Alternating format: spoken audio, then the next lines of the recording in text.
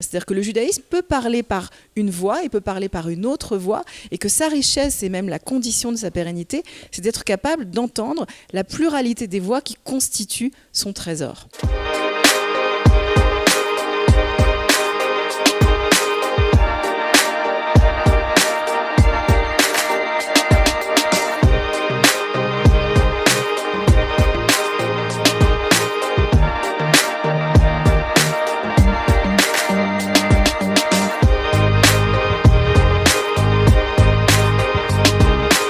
Vous êtes à la tête de la communauté juive libérale de France.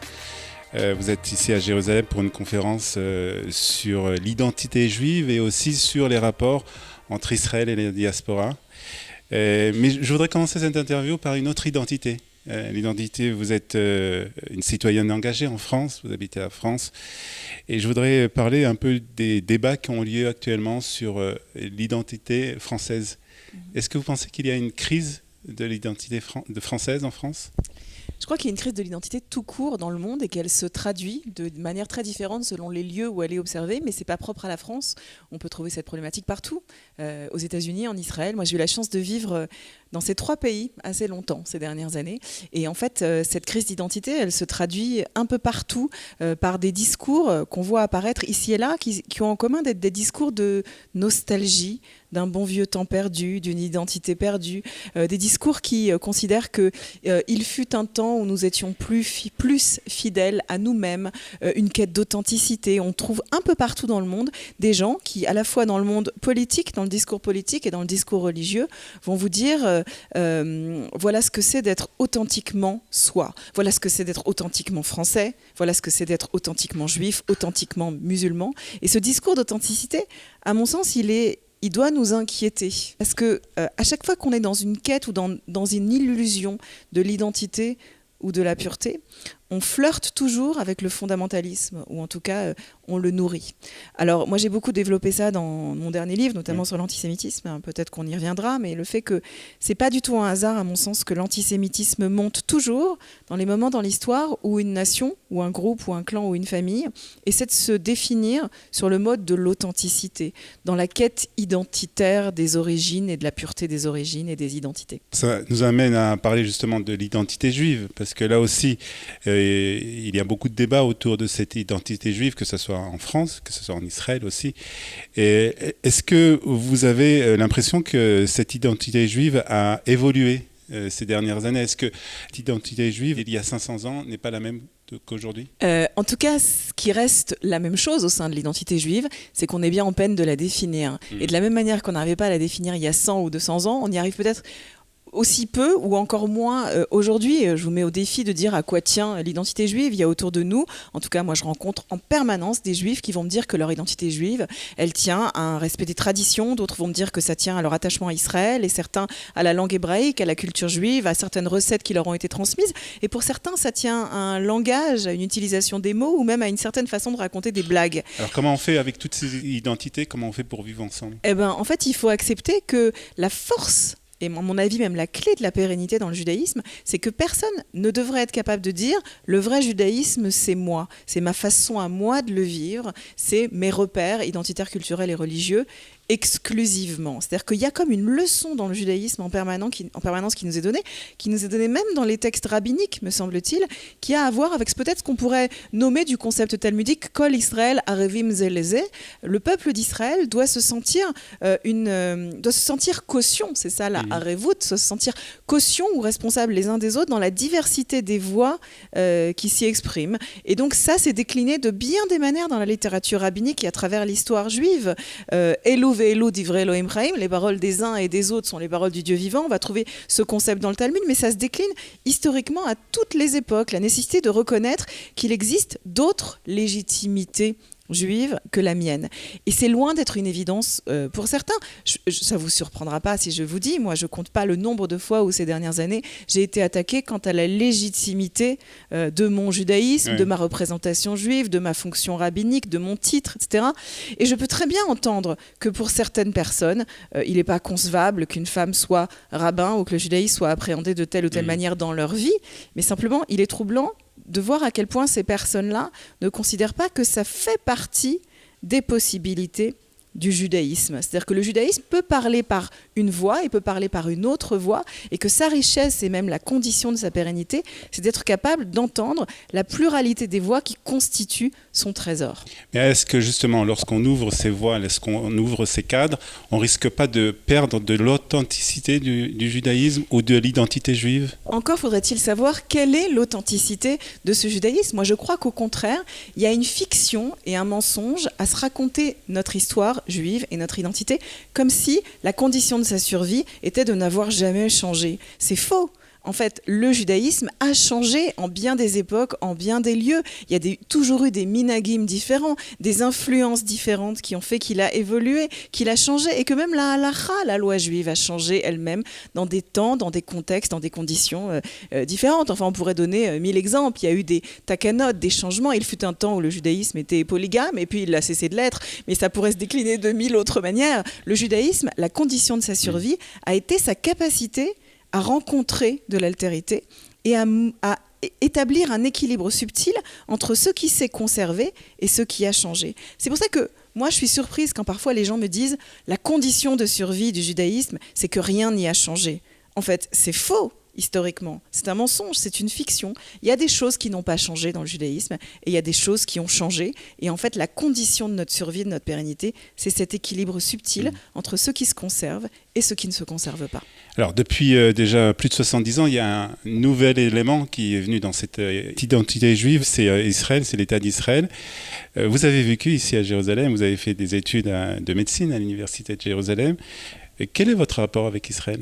J'ai un rapport extrêmement proche et d'affection et d'amour avec ce pays parce que j'y ai vécu les années les plus formatrices de mon existence. Je suis arrivée ici seule quand j'avais 17 ans et demi. J'ai vécu quelques années qui étaient un temps peut-être très différent de celui qu'on vit actuellement. D'abord, un temps politique très différent. Je suis arrivée ici au moment des accords d'Oslo, un moment où beaucoup de gens avaient l'impression que la paix était au coin de la rue et que voilà, on entrait dans une ère nouvelle de sérénité. Et puis, ça s'est pas du tout passé comme prévu. J'étais sur cette place, ce fameux soir terrible et dramatique de l'assassinat de Yitzhak Rabin.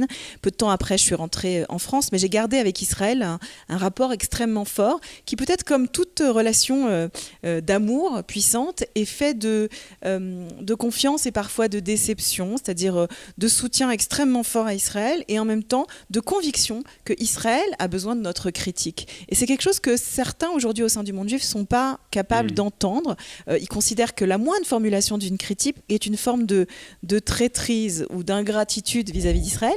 Et moi, j'ai plutôt des convictions autres. Vous savez, il y a dans nos textes... On peut critiquer Israël même de l'étranger ? Moi, j'ai la conviction que non seulement on peut, mais moi, je crois même que par amour d'Israël, on doit être capable d'interroger Israël et d'apporter ce qu'on appellerait une bicorette, voilà, une critique saine. Vous savez, dans la Torah, il y a ce principe qu'on met bien souvent en avant, qui est celui de l'amour du prochain. À quoi tient l'amour du prochain ? Quand on s'intéresse à ce verset de Ve'ahavta l'reacha kamocha, tu aimeras ton prochain comme toi-même, et qu'on regarde comment ce verset débute, qu'est-ce qu'il y a juste avant ce verset ? Ce verset, il débute par ces phrases Ocheach tocheach et amitecha, sois capable d'exercer des reproches à l'égard de ton prochain, et alors tu l'aimeras comme toi-même. Cette capacité à montrer son amour aussi, pas juste par un soutien inconditionnel, mais par une capacité parfois à exprimer une critique ou en tout cas à interroger, à questionner, moi me paraît être totalement légitime. Et je sais qu'aujourd'hui, beaucoup de gens ont un problème avec ça et je le regrette. Alors vous vivez au milieu de votre communauté et vous voyez, je suppose, un certain nombre de membres de votre communauté qui font leur alia. Quel est votre sentiment par rapport à ces vagues d'alia ? D'abord, elles ont, me semble-t-il, toujours existé. Moi, j'ai l'impression que ça fait maintenant 11 ans que je suis rabbin au sein du mouvement juif libéral de France, qui maintenant devient le judaïsme en mouvement, parce qu'on vit un moment historique au sein des mouvances progressistes du judaïsme, avec une capacité à se structurer et la création d'un judaïsme en mouvement, qui est un moment extrêmement important, me semble-t-il, du judaïsme français. Et il y a un lien au sein de nos communautés extrêmement fort à Israël, avec un sionisme et un rapport très fort à Israël de nos membres.